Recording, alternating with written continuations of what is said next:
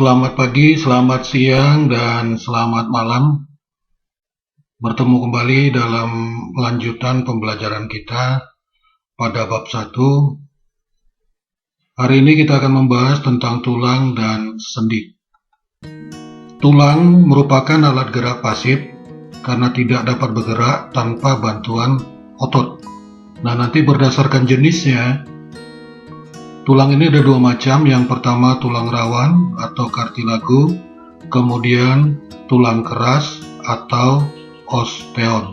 Nah, kita akan bahas satu persatu. Yang pertama tulang rawan, ini ada 3 jenisnya. Yang pertama tulang rawan hialin. Ini merupakan bentuk tulang rawan yang paling banyak terdapat di dalam tubuh kita. Kemudian matriksnya itu homogen, halus, dan transparan. Kemudian terletak pada cincin trakea, kemudian pada kuping hidung, kemudian pada persendian, dan antara tulang rusuk dan tulang dada. Nah, ini dia gambarnya. Kemudian yang kedua, tulang rawan elastis. Sifatnya yang pertama bersifat lentur. Kemudian matriksnya mengandung serat elastis yang bercabang-cabang. Kemudian terletak pada epiglotis dan bagian luar telinga. Nah, itu telinga kita termasuk tulang rawan elastis. Selanjutnya yang ketiga, tulang rawan fibrosa. Sifatnya kurang lentur, kemudian mengandung serat kolagen yang tidak teratur. Nah, ini gambar serat kolagennya. Kemudian terletak pada antara ruas tulang belakang. Nah, itulah tempat terdapatnya tulang rawan fibrosa. Nah, selanjutnya tulang keras. Tulang keras ini merupakan rangka yang menyokong sebagian besar tubuh orang dewasa.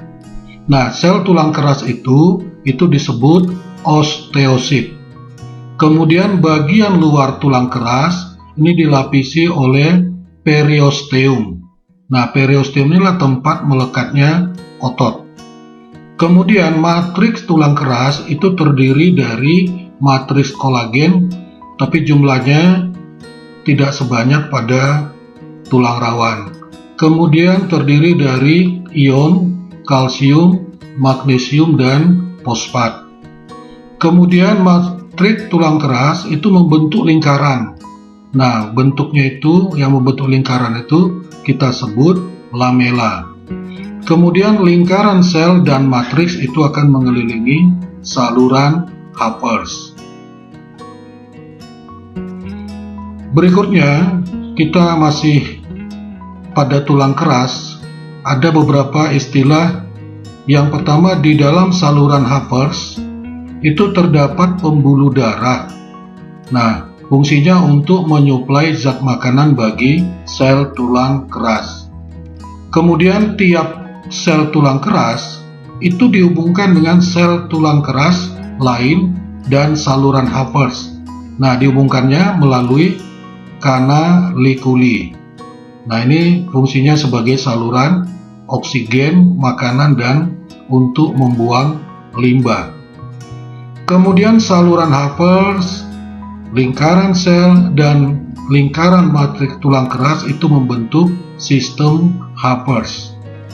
Kemudian di dalam tulang keras itu terdapat sumsum tulang. Nah, sumsum tulang ini ada yang berisi sumsum kuning, ini tempat penimbunan lemak. Kemudian sumsum merah. Nah, di sumsum merah inilah terdapat pembentukan sel darah merah. Kemudian pembentukan dan perusakan tulang keras itu diatur dengan adanya kalsium, fosfat, vitamin D, kemudian hormon kalsitonin, dan hormon paratiroid. Selanjutnya, pada tulang keras itu berdasarkan sifat matriksnya, maka tulang keras ini dibedakan menjadi 2. Yang pertama tulang kompak. itu matriksnya padat dan rapat. Contohnya lapisan luar tulang pipa. Nah, ini gambar tulang pipa. Maka bagian luarnya ini itu termasuk tulang kompak. Kemudian tulang spons itu matriksnya berongga.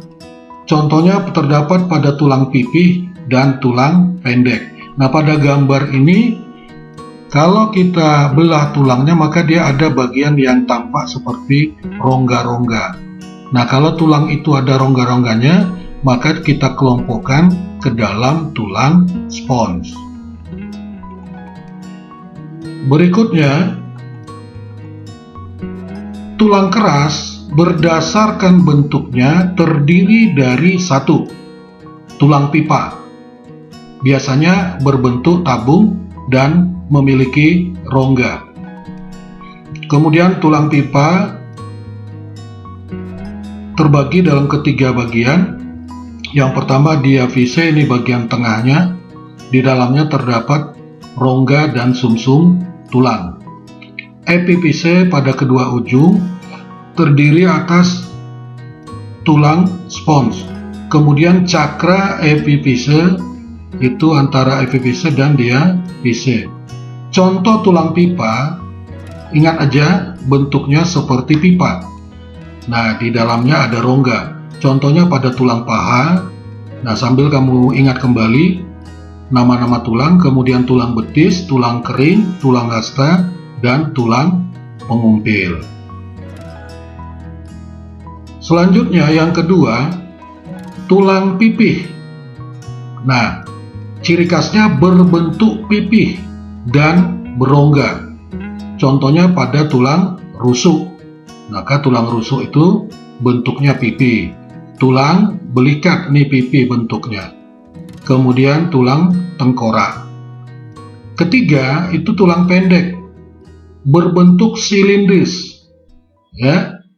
Nah, ini seperti ini, coba perhatikan. Ini pendek-pendek dia. Nah, ini terdapat pada pergelangan kaki dan pergelangan tangan. Selanjutnya, yang keempat, tulang tak beraturan. Ciri khasnya berbentuk tidak beraturan. Contoh, wajah dan tulang belakang. Nah, tulang wajah yang terdapat pada wajah dan pada tulang belakang itu kita kelompokkan ke dalam tulang tidak beraturan. Ini contoh tulang belakang. Ini bentuknya tidak beraturan. Kemudian, pembentukan tulang. Proses perubahan tulang rawan menjadi tulang keras itu disebut osifikasi. Yang kedua, pembentukan tulang dimulai setelah terbentuk tulang rawan. Di dalam tulang rawan terdapat rongga terisi osteoblas. Nah, osteoblas ini akan membentuk osteosit. Osteosit itu akan mensekresikan atau mengeluarkan protein yang nantinya akan menjadi matriks tulang keras.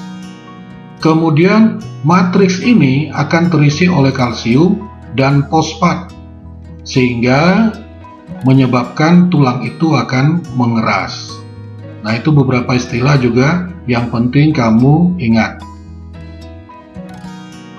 Kemudian kita akan lanjut tentang pembahasan hubungan antar tulang. Hubungan antar tulang itu disebut namanya istilahnya artikulasi. Hubungan antar tulang yang memungkinkan pergerakan itu disebut persendian. Jadi tulang kita kan di dalam tubuh kita itu banyak, kemudian bersambung satu dengan yang lain. Nah, yang memungkinkan pergerakan itu, maka hubungan tulang itu disebut persendian. Pembentukan sendi itu dimulai dari perbesaran kartilago, kemudian kedua ujungnya dibungkus oleh jaringan ikat yang disebut kartilago artikulasi. Kemudian kedua ujung kartilago membentuk sel-sel tulang ke arah dalam. Kemudian kedua ujung tulang dan kartilago dibungkus oleh membran sinovial. Nah, membran ini akan menghasilkan minyak sinovial atau pelumas tulang. Nah, inilah yang menyebabkan pergerakan tulang kita itu tidak terjadi pergesekan antar tulang. Nah, lihat ini antara tulang satu dengan tulang yang kedua. Kemudian ini ada rongga. Nah, pada rongga sendi inilah terdapat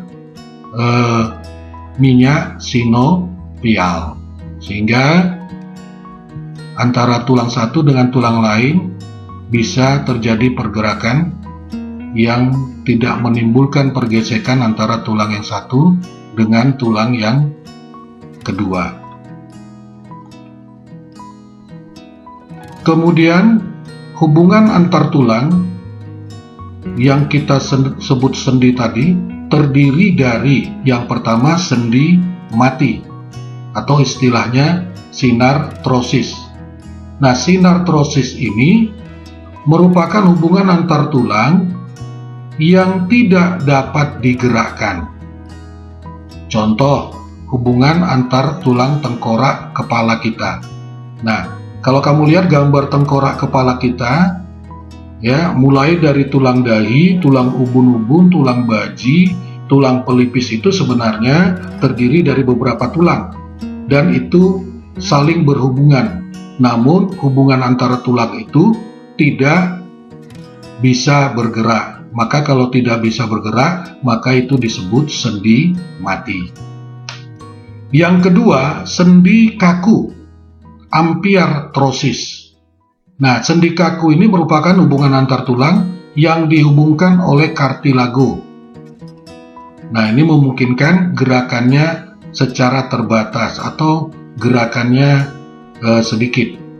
Contoh sendi kaku itu terdapat pada antar ruas tulang belakang. Nah, tulang belakang itu mulai tulang ekor, tulang leher sampai kepada tulang ekor. Dia bisa bergerak, tapi geraknya sedikit.